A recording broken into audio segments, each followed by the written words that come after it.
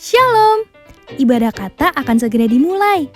Sebelum mulai, yuk adik-adik, kita jangan lupa untuk siapkan Alkitabmu. Shh, ngobrolnya nanti lagi ya. Siapkan hati, diri, dan pikiranmu. Dan undang Roh Kudus untuk masuk ke dalam hatimu. Jadi, udah siap? Yuk kita mulai!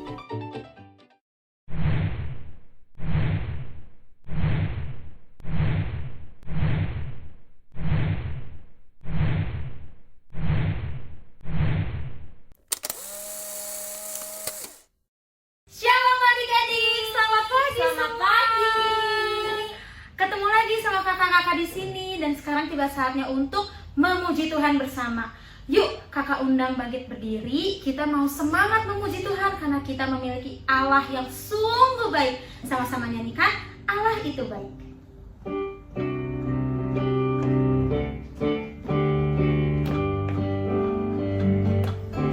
Allah itu baik, sungguh baik bagiku. Ditunjukkannya kasih setianya. Dia menyediakan yang ku perlukan,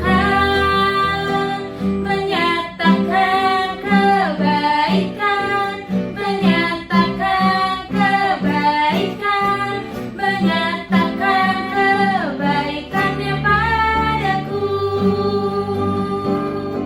Kasih setianya tak pernah berubah, dulu, sekarang, dan selamanya. Ajaiblah kuasa dalam namanya. Yesusku luar biasa. Allah itu baik. Allah itu baik, sungguh baik bagiku. Ditunjukkannya kasih setianya. Dia menyediakan yang ku perlukan, menyatakan kebaikan, menyatakan kebaikan, menyatakan kebaikannya padaku. Kasih setianya tak pernah berubah, dulu, sekarang, dan selamanya. Ajaiblah kuasa dalam namanya. Yesusku luar biasa. Kasih setianya tak pernah berubah, dulu, sekarang, dan selamanya. Ajaiblah kuasa dalam namanya. Yesusku luar biasa. Sekali lagi. Kasih setianya tak pernah berubah,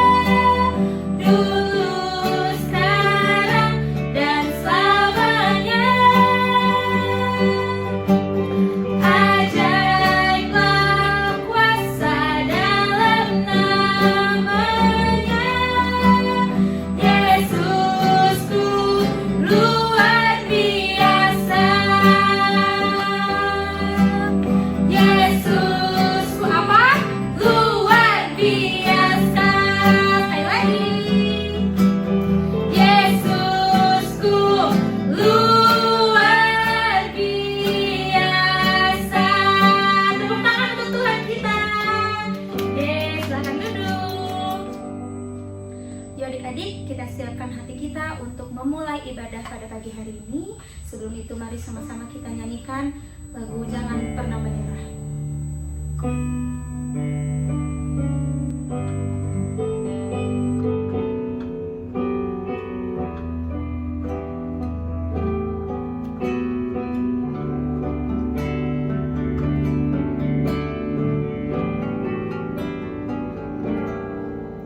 Tuhan tak pernah janji langit selalu biru, tetapi Dia berjanji selalu menyertai. Tuhan tak pernah janji jalan selalu rata, tetapi Dia berjanji berikan kekuatan. Jangan pernah menyerah, jangan berputus asa. Mujizat Tuhan ada saat hati menyembah. Jangan pernah menyerah, jangan berputus asa. Mujizat Tuhan ada bagi yang setia dan percaya.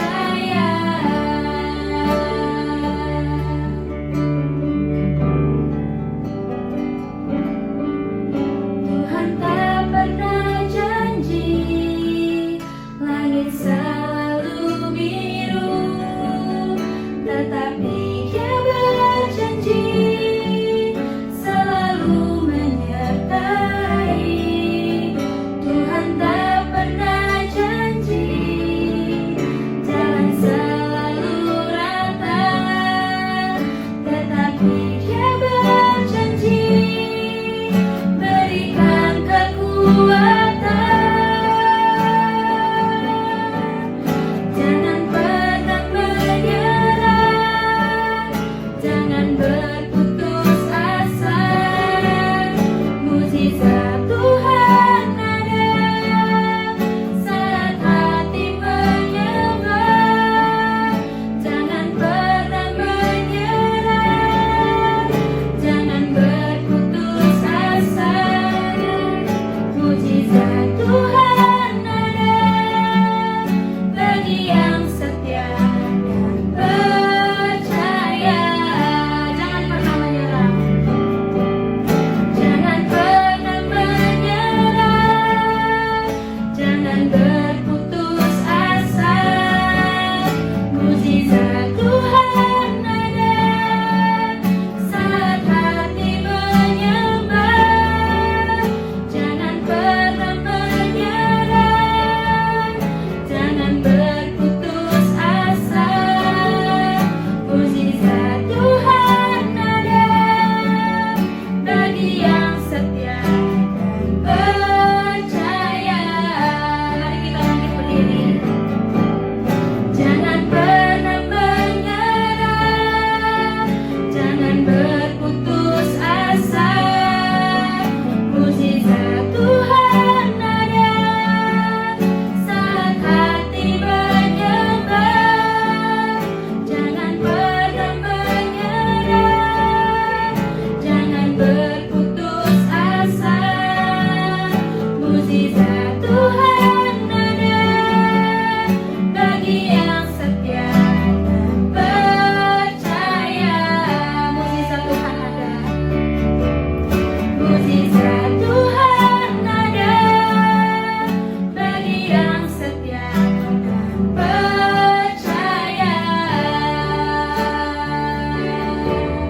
Mujizat Tuhan ada bagi yang setia dan percaya. Adik-adik, kita lipat tangan, tutup mata, mari kita berdoa. Benar Tuhan, kami yakin kami memiliki Allah yang baik, Allah yang selalu menjanjikan mujizatnya kepada setiap kami. Terima kasih Tuhan Yesus, kami mengucap syukur atas hari baru yang telah Kau berikan kepada setiap kami. Kami masih diberikan kesehatan, kami masih diberikan nafas yang baru untuk kami dapat bersama-sama memuji, meninggikan Tuhan. Terima kasih Tuhan, kami serahkan ibadah kami pada pagi hari ini ke dalam tangan Engkau. Biarlah Engkau yang berkarya, Engkau yang bekerja melalui ibadah ini, mulai dari awal, pertengahan, sampai pada akhirnya. Kami siap untuk memuji Tuhan. Terima kasih Tuhan Yesus, hanya di dalam nama-Mu kami telah berdoa dan mengucap syukur. Sama-sama katakan amin. Tetap bangkit berdiri, kita mau lebih semangat lagi memuji Tuhan. Yuk adik-adik, kita angkat satu pujian, Yesus Pokok.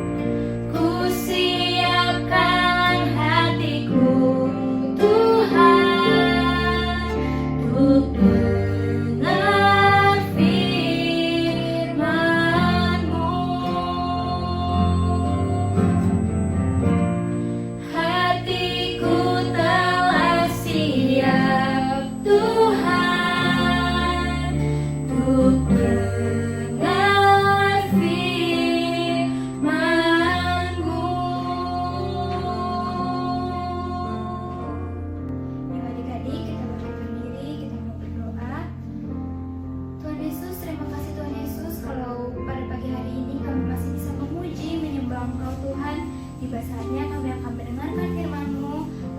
Berbicaralah kepada kami satu persatu Tuhan. Kami siap untuk mendengarkan firman-Mu ya Tuhan. Biarlah setiap firman yang diberitakan dapat tumbuh dalam hati kami, dapat kami lakukan dalam kehidupan kami sehari-hari. Terima kasih Tuhan Yesus, terima kasih. Hanya di dalam nama-Mu kami telah berdoa dan mengucap syukur. Haleluya. Amin. Silakan duduk. Selamat mendengarkan firman Tuhan. Shalom adik-adik semua, apa kabar? Kakak berdoa supaya adik-adik bersama seluruh keluarga dan sahabat adik-adik semuanya dalam keadaan sehat, tetap dalam perlindungan dan penjagaan Tuhan Yesus. Nah, hari ini kakak mau ajak kita sama-sama belajar tentang satu sifat yang tidak disukai oleh Allah. Sifat ini merupakan sifat yang buruk, yang juga pasti tidak disukai oleh semua orang. Tapi seringkali tanpa disadari, setiap manusia, bahkan mungkin adik-adik juga ya, sering dihinggapi oleh sifat ini. Nah, kira-kira sifat apa ya yang dimaksud? Sifat yang akan kakak bahas hari ini adalah keserakahan. Nah, ada yang sudah bisa menebak tadi sifat ini? Oke, kita semua pasti setuju kalau keserakahan adalah satu sifat yang tidak baik, sifat yang tidak terpuji, dan sifat yang pasti Tuhan benci.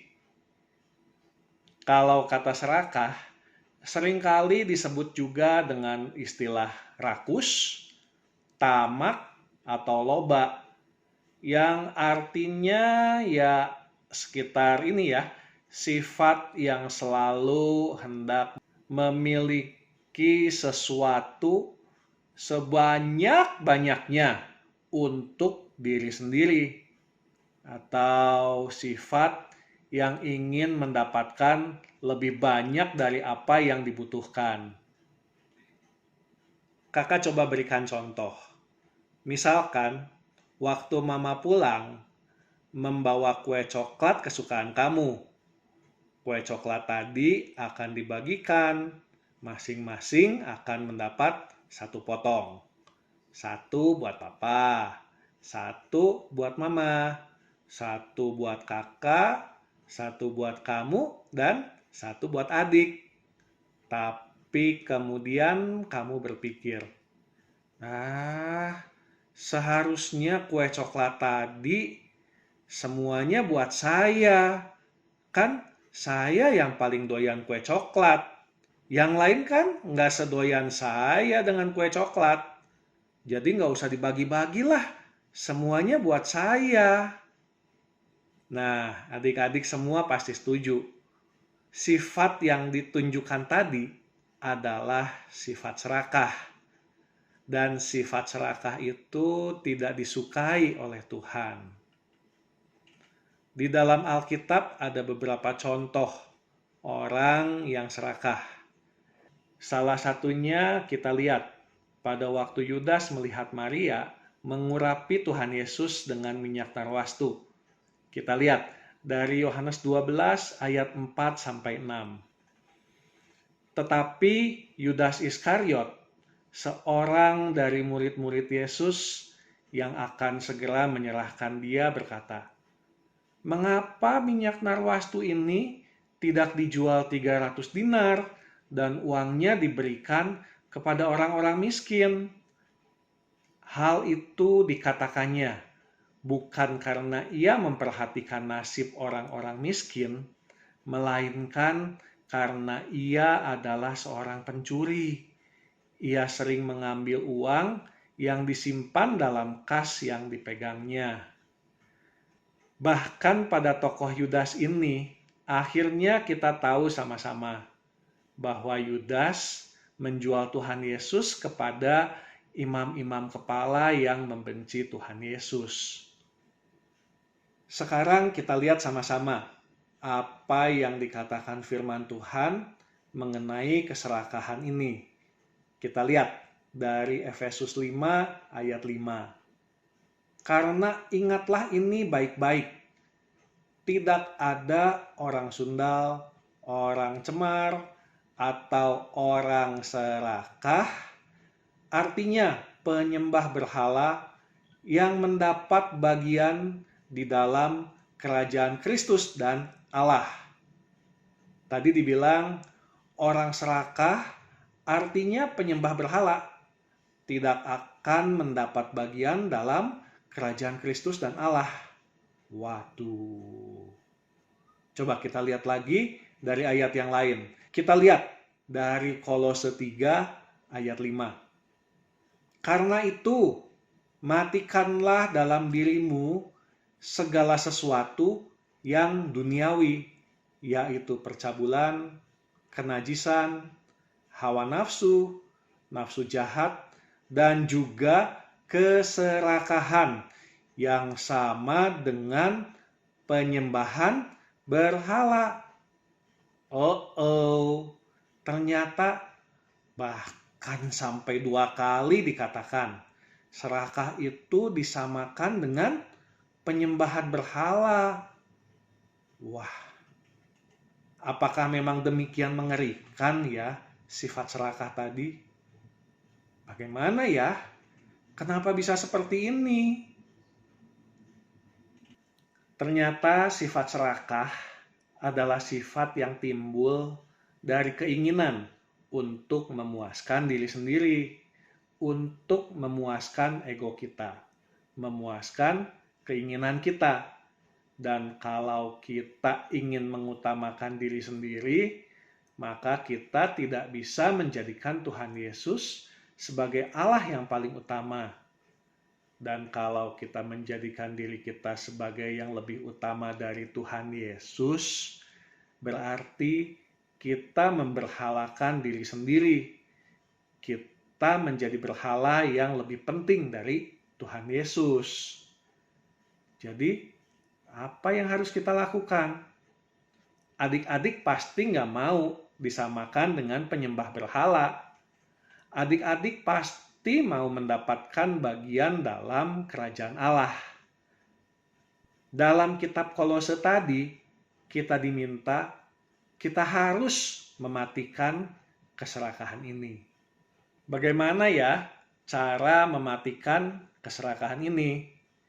Sekarang kita lihat dari Filipi 2 ayat 2-4. Karena itu, sempurnakanlah sukacitaku dengan ini. Hendaklah kamu sehati, sepikir, dalam satu kasih, satu jiwa, satu tujuan.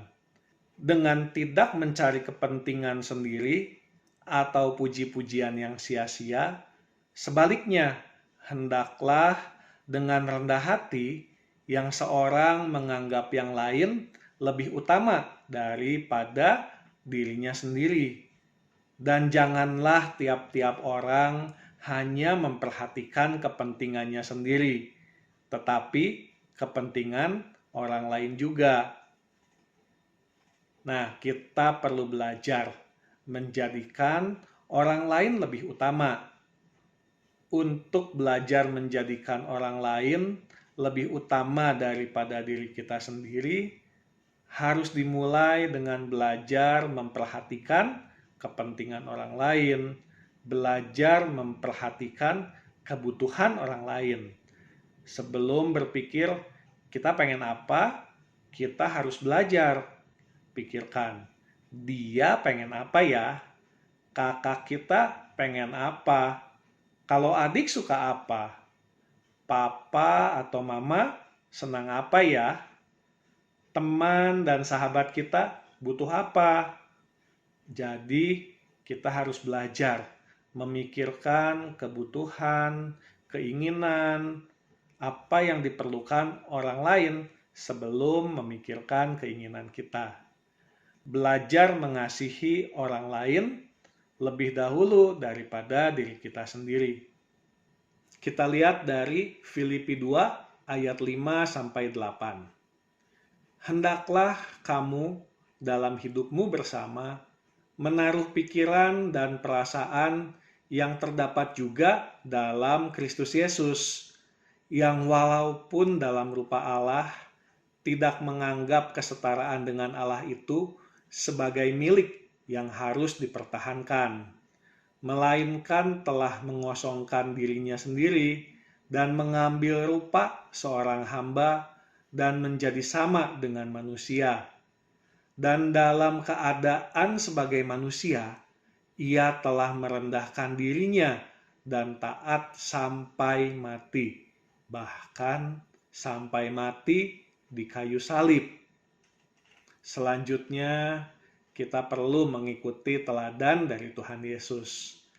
Kalau Tuhan Yesus yang adalah Allah, yang sangat berkuasa, mau untuk mengosongkan dirinya buat menyelamatkan kita dengan mati di atas kayu salib, kita perlu mengikuti teladan Tuhan Yesus untuk merendahkan diri, menjadi hamba, untuk melayani dan mengutamakan orang lain.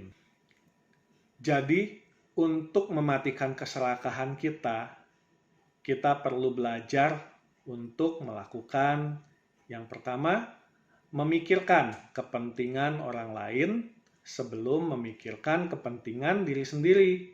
Dengan kata lain, belajar untuk mengasihi orang lain lebih daripada diri sendiri. Yang kedua, menjadikan Tuhan Yesus sebagai teladan dalam hidup kita. Belajar kepada teladan Tuhan Yesus untuk mengosongkan diri, untuk melayani dan mengutamakan orang lain. Nah, demikian firman Tuhan hari ini.